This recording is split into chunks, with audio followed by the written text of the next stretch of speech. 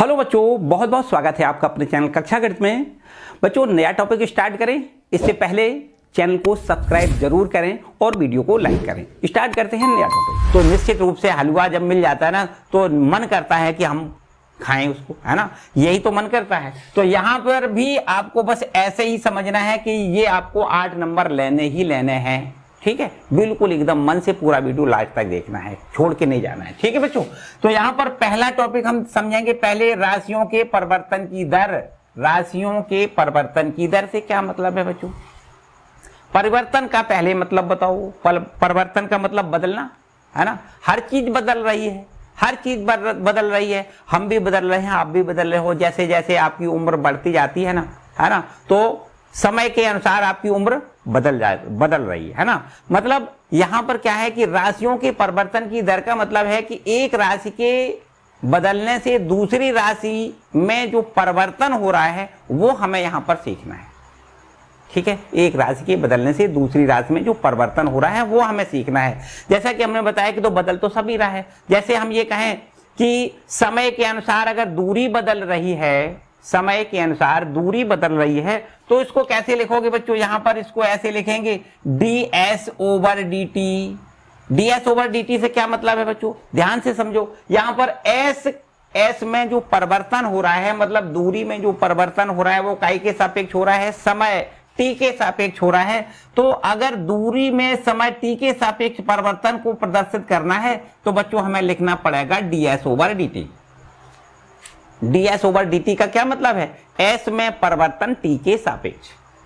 ठीक है, इसी प्रकार से हम ये कहें कि चाल में परिवर्तन समय के सापेक्ष कर दें, तो चाल में इस प्रकार से अगर हम ये माने कि चाल को v से प्रदर्शित कर लें तो इसको हम ऐसे लिख दें dv/dt, है ना। dv/dt मतलब इसके समय, इसकी चाल में जो परिवर्तन हो रहा है, स्पीड में परिवर्तन हो रहा है, वेग में परिवर्तन, ऐसे समझो वेग में परिवर्तन हो रहा है समय के सापेक्ष, तो इसको क्या लिखेंगे? dv/dt लिखेंगे। ठीक है, एक राशि में परिवर्तन जबकि दूसरी राशि के सापेक्ष, मतलब जैसे जैसे समय बदलता जाता है। जैसे हम ये कहें कि आप घर से स्कूल जाते हो, जब आप अपनी बाइक से या साइकिल से जा रहे होते हो तो कभी स्पीड हो जाती है, आपकी तेज चाल हो जाती है। तो समय के अनुसार कभी कभी ऐसा होता है कि समय के अनुसार उसको चाल उसकी बढ़ जाती है, कभी कभी ऐसा होता है कि चाल उसकी कम हो जाती है ना। कभी चाल कम हो जाती है, कभी अगर हमें कहीं खड्डा मिलता है तो ब्रेक लगाते हैं ना, तो उसकी चाल क्या परिवर्तित हो रही कि नहीं हो रही?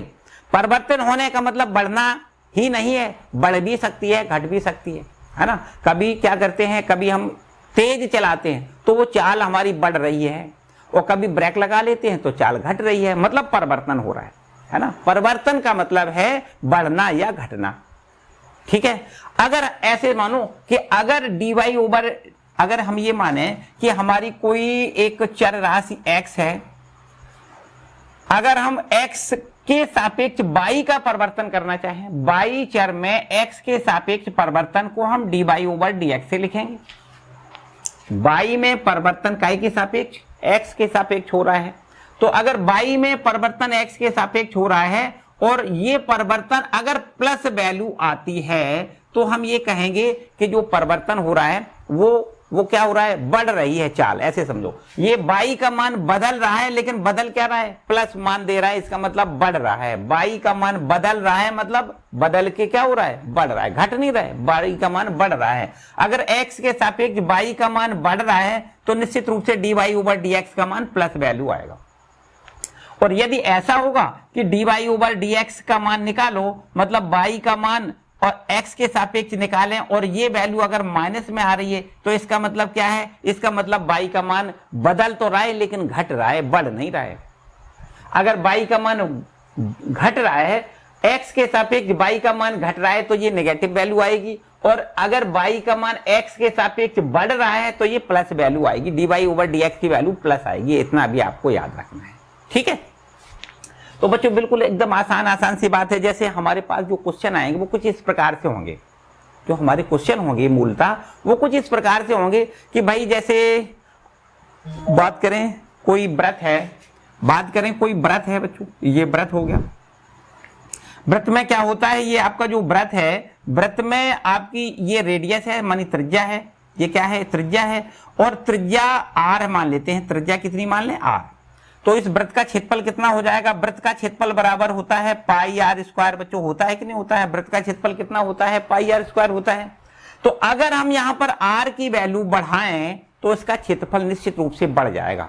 r की वैल्यू कम करें, क्षेत्रफल आपका ये कम हो जाएगा। जैसे हम आपसे ये कहें कि r के सापेक्ष मतलब त्रिज्या के सापेक्ष उसके क्षेत्रफल में परिवर्तन की दर बताओ, क्षेत्रफल में परिवर्तन की दर त्रिज्या के सापेक्ष बताओ। तो बच्चों हमें क्या करना है, dA/dr लिखना है, मतलब a में परिवर्तन काय के सापेक्ष, r के सापेक्ष, क्षेत्रफल में परिवर्तन काय के सापेक्ष, त्रिज्या के सापेक्ष।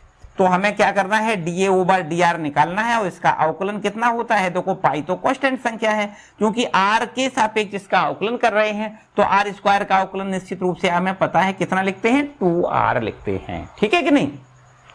तो यहां से बच्चों dA/dr हमारा जो निकला है, उसका मतलब है कि इसके क्षेत्रफल में परिवर्तन हुआ है, काय के सापेक्ष, त्रिज्या के सापेक्ष। अगर हम यहां पर ये लिख दें कि परिवर्तन त्रिज्या के सापेक्ष हुआ है, लेकिन अगर कभी कभी देखो एक बात और समझो बच्चों, ये जरूरी नहीं है यहां पर बटे में जो लिखा ना उसी के सापेक्ष परिवर्तन हो रहा है। कभी कभी कुछ राशियां ऐसी होगी कि समय के सापेक्ष भी बदल रही होंगी, समय के सापेक्ष बदल रही होंगी, तो आपको नीचे क्या लिखना है, dA/dt लिखना है। dA/dt का मतलब क्या है, मतलब उसका क्षेत्रफल बदल रहा है समय के सापेक्ष, यहां पर क्षेत्रफल बदल रहा है त्रिज्या के सापेक्ष। बात आई समझ में। तो इस तरीके से बच्चों जैसे जैसे हम परिवर्तन देखते हैं, है ना, परिवर्तन, ये dA/dr का मतलब परिवर्तन है, समझो एक राशि में परिवर्तन दूसरी राशि के सापेक्ष, ऐसे समझो। यहां पर परिवर्तन क्षेत्रफल में है, काय के सापेक्ष है, त्रिज्या के सापेक्ष। ठीक है बच्चों, यहां पर कुल बातें कुछ ऐसी बातें हैं जिनको आपको मूलतः बातें जो सीखनी है, मतलब जो फॉर्मूले हैं। हालांकि आपने क्लास 11 में न कहें बल्कि 10th में कहें, 10th में भी आपने सारे जो फॉर्मूले पढ़े हैं उनको आपको याद रखना पड़ेगा। जैसे वृत्त का क्षेत्रफल क्या होता है, वृत्त की परिधि क्या होती है, घन का आयतन कितना होता है, घन का पृष्ठ कितना होता है, घनाभ का पृष्ठ कितना होता है, ये सब कुछ बातें। बेलन का आयतन कितना होता है, बेलन का पृष्ठीय क्षेत्रफल कितना होता है, शंकु का पृष्ठीय क्षेत्रफल कितना होता है, शंकु का आयतन कितना होता है, ये सारे बच्चों यहाँ पर फॉर्मूले यूज करने पड़ेंगे। गोले का आयतन कितना होता है, गोले का पृष्ठ कितना होता है, ये सब कुछ हमें याद होना चाहिए। इस पर आपको सारे प्रश्न मिलेंगे, क्योंकि कहीं तो आयतन में परिवर्तन हो रहा होगा, तो कहीं पर पृष्ठीय क्षेत्रफल में परिवर्तन हो रहा होगा। तो बच्चों ये फॉर्मूले आपको याद आने चाहिए। ठीक है, आइए हम उन फॉर्मूलों को आपको रिकॉल करवा देते हैं जो हमें यहाँ पर सीखने हैं। राशियों के परिवर्तन की दर किन किन क्वांटिटीज में राशियों में परिवर्तन होगा, वो हमें यहां पर सीख लेना है, पहले उनके फॉर्मूले सीख लेना है। ठीक है बच्चों, यहां पर समझते हैं। यहां पर हमें क्या क्या सीखना है बच्चों, ध्यान से समझो। हमें सीखना है वृत्त, पहले देखो ध्यान दें, वृत्त की बात सीखनी है, वृत्त का हमें क्षेत्रफल सीखना है, वृत्त का हमें परिधि सीखना है। इसके बाद में दूसरे नंबर पर हमें सीखना है वृत्त के बाद चलो कर देते हैं घन की बात बताओ बच्चों, घन क्या होता है। इसके बाद में घनाभ की बात बच्चों बताओ, घनाभ क्या होता है। वृत्त हो गया, घन हो गया, घनाभ हो गया।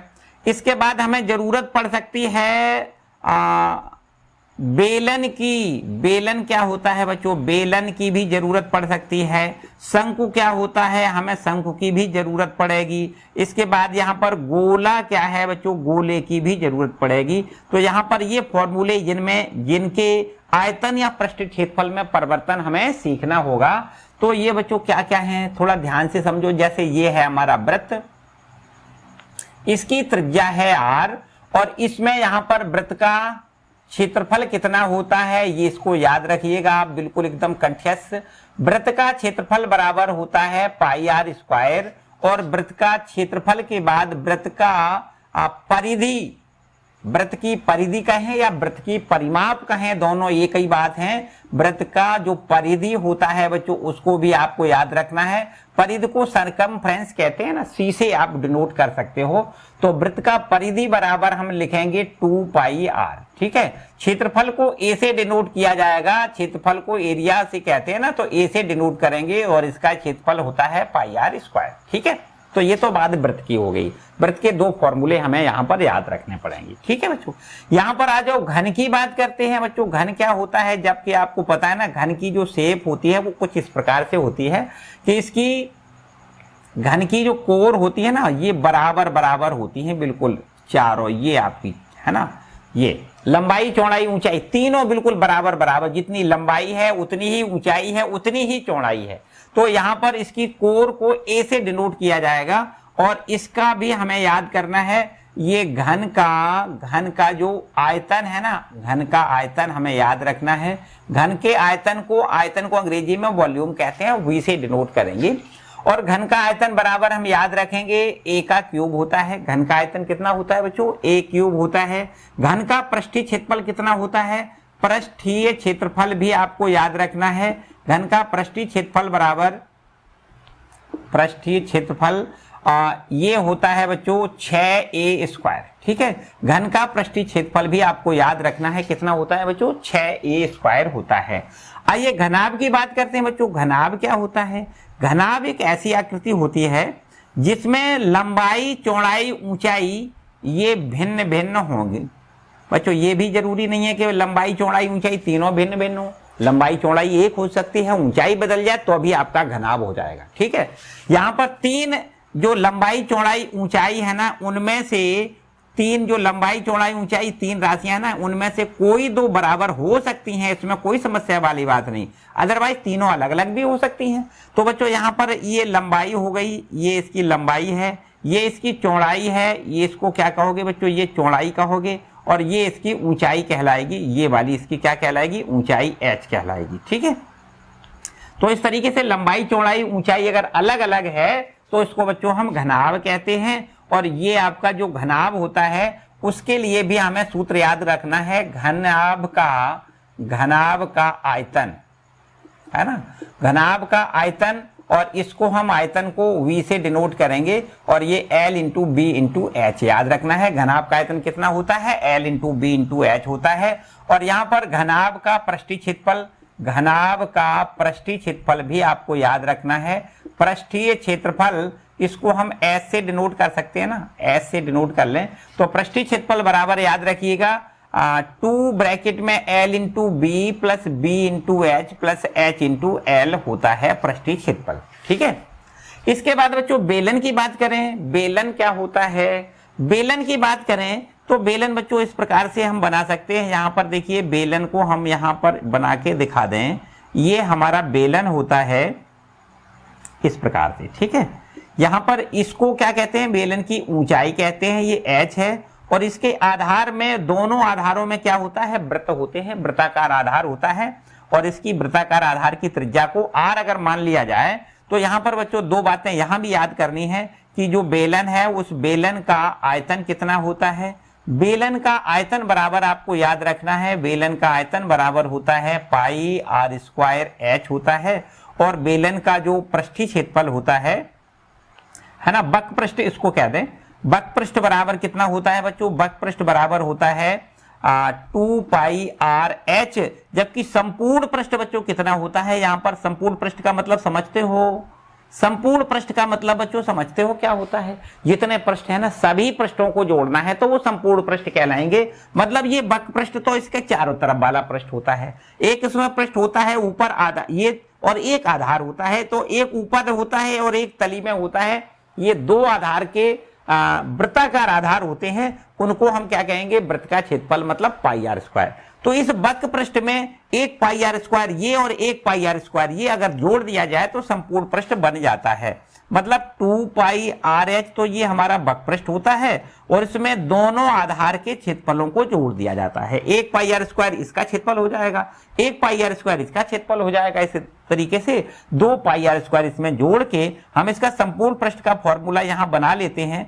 2 पाई आर कॉमन ले लिया जाए तो यहां से h प्लस आर मिल जाएगा। ठीक है, तो ये होता है बच्चों बेलन के संपूर्ण पृष्ठ का फॉर्मूला। ठीक है, इसकी भी हमें जरूरत पड़ सकती है। इसके बाद बच्चों शंकु की बात करें, शंकु क्या होता है, बिल्कुल एकदम ये भी आसान सा काम है बच्चों। ये हमारा शंकु जो होता है ना वो इस प्रकार से हम बनाते हैं, जैसे मदारी की टोपी है ना, ये आइसक्रीम की कोन, इस प्रकार से बच्चों हम बनाते हैं। ये आधार में वृत्ताकार इसका आधार होता है ना, मदारी की टोपी जैसा हिसाब किताब इसका समझ सकते हो। ये इसकी ऊंचाई h है, ये इसकी आधार की त्रिज्या r मान लें। तो बेलन का जो शंकु का जो हमारा शंकु का आयतन होता है, तो शंकु का आयतन जो होता है वो बच्चों कितना होता है, बेलन के आयतन का तिहाई होता है। मतलब बेलन के आयतन में 3 का भाग कर दें, 1/3 पाई आर स्क्वायर h लिख दें, तो ये हमारा शंकु का आयतन हो जाता है। और शंकु का वक्रपृष्ठ कितना होता है बच्चों, शंकु का वक्रपृष्ठ जो होता है ना उसको हम यहाँ पर लिख सकते हैं पाई आर एल होता है। शंकु का वक्रपृष्ठ कितना होता है, पाई आर एल होता है। और शंकु का जो संपूर्ण पृष्ठ होता है बच्चों, संपूर्ण पृष्ठ है ना, संपूर्ण पृष्ठ, उसमें क्या करते हैं, वक्रपृष्ठ में एक तली का क्षेत्रफल, ये वृत्ताकार तली होती है, उसमें और जोड़ देते हैं। मतलब इसी में पाई आर स्क्वायर और जोड़ दिया जाए और पाई आर कॉमन ले लिया जाए तो हमें यहाँ पर आर प्लस एल मिल जाता है। ठीक है, एल प्लस आर कहें या आर प्लस एल कहें एक ही बात है। तो बच्चों इस प्रकार से हम यहाँ पर शंकु के लिए भी ये फॉर्मूले याद रखेंगे। लास्ट में हम बात करते हैं गोले की। गोला क्या होता है बच्चों, ये भी हमें पता है। गोले के लिए क्या करते हैं, ये गोले में क्या होता है, ये आर त्रिज्या का गोला होता है ना, आर त्रिज्या का अगर गोला है तो इस गोले का हमें आयतन की जरूरत, बहुत प्रश्न है बच्चों यहाँ पर। गोले का आयतन जो होता है वो गोले का आयतन बराबर कितना होता है, ये अगर आयतन को v से डिनोट कर लिया जाए तो आयतन होता है 4/3 पाई आर क्यूब। ये गोले का आयतन का फॉर्मूला होता है। ठीक है, और ये गोले का अगर पृष्ठीय क्षेत्रफल की बात करें, पृष्ठ की बात करें, तो गोले का जो पृष्ठ होता है वो होता है 4 पाई आर स्क्वायर। अगर हम यहाँ पर पृष्ठ की जरूरत पड़ेगी तो हम यूज करेंगे 4 पाई आर स्क्वायर। ठीक है बच्चों, तो ये हमारे फॉर्मूले हैं जो कि यहाँ पर राशियों के परिवर्तन की दर ज्ञात करने में यूज करेंगे। ठीक है, इन्हीं पर प्रश्न आएंगे बच्चों। कभी होगा कि भाई त्रिज्या में परिवर्तन हो रहा है तो वृत्त के क्षेत्रफल में कितना परिवर्तन हुआ है, परिवर्तन की दर बताइए, इस प्रकार का क्वेश्चन हो सकता है ना। यहाँ पर घन घनाभ से संबंधित कोई प्रश्न हो सकता है। जो भी प्रश्न होंगे प्रश्न में ये यथावत कहा जाएगा, हमें यहाँ पर अपने तरफ से कुछ करना नहीं है, एकदम आसान से सारे प्रश्न है। ठीक है बच्चों,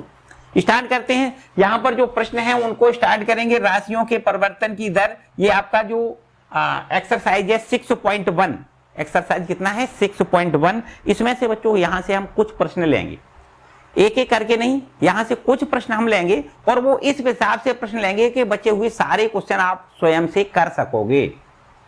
फिर भी अगर किसी प्रकार की कोई समस्या आ रही है, ठीक है, तो डिस्क्रिप्शन में लिंक हम दे देंगे, उस वीडियो पर जाओ जहां पर एक एक करके सारे प्रश्नों को हल किया गया है। अगर बाय द वे कोई क्वेश्चन ना आता है तो वहां से आप देख सकते हो। ठीक है, बाकी हम यहां पर इस हिसाब से सारे क्वेश्चनों को कंप्लीट करवाएंगे कि शायद मेरे ख्याल से यहां अगर इतने प्रश्न आपने कंप्लीट कर लिए तो आगे फिर भटकने की जरूरत नहीं होगी। और बाय द वे अगर कोई हमने बताया कि अगर कोई समस्या आ रही है तो डिस्क्रिप्शन में दिए गए लिंक को प्रेस करके हम उस वीडियो पर जाएंगे और वहां पर हम देख लेंगे कि भाई कौन सा प्रश्न है जो हमें कठिन लग रहा है, उस प्रश्न पर आप उसको पढ़ लें। ठीक है बच्चों, तो इस तरीके से हम स्टार्ट करेंगे राशियों के परिवर्तन की दर का एक्सरसाइज हमारी, जैसा कि मैं बताया 6.1। ठीक है, चलिए तो आइए बच्चों पहला क्वेश्चन देखते हैं। वृत्त के क्षेत्रफल में परिवर्तन की दर त्रिज्या r के सापेक्ष ज्ञात करनी है। यहां पर दिया गया है जबकि त्रिज्या r बराबर 3 सेंटीमीटर है। वृत्त के क्षेत्रफल में परिवर्तन की दर त्रिज्या r के सापेक्ष ज्ञात करनी है। बच्चों अगर हम ये मानते हैं, यहां पर अगर हम आपको ये बताएं कि भाई वृत्त की त्रिज्या r है, ये मान लेते हैं कि अगर वृत्त की त्रिज्या r है तो वृत्त का क्षेत्रफल कितना होगा बच्चों, r त्रिज्या के वृत्त में r त्रिज्या वाले वृत्त का क्षेत्रफल कितना होता है, वृत्त का क्षेत्रफल जो होता है ये a से अगर इसको डिनोट कर लें तो क्षेत्रफल को हम क्या कहेंगे बच्चों, पाई आर स्क्वायर कहेंगे। जैसा कि अभी हमने आपको बताया कि वृत्त का क्षेत्रफल होता है पाई आर स्क्वायर, तो r त्रिज्या का अगर वृत्त है तो उसकी क्षेत्रफल उसका होता है पाई आर स्क्वायर। और इसमें हमें क्या करना है, त्रिज्या r के सापेक्ष क्षेत्रफल में परिवर्तन की दर ज्ञात करनी है। तो यहां पर लिखना है क्षेत्रफल में परिवर्तन की दर कैसे ज्ञात करोगे बच्चों, यहां पर dA ओवर dr लिखना है। r के सापेक्ष में a में परिवर्तन हो रहा है, मतलब क्षेत्रफल में परिवर्तन त्रिज्या r के सापेक्ष। ठीक है, यहां लिख सकते हो क्षेत्रफल में परिवर्तन त्रिज्या r के सापेक्ष। क्षेत्रफल में परिवर्तन त्रिज्या r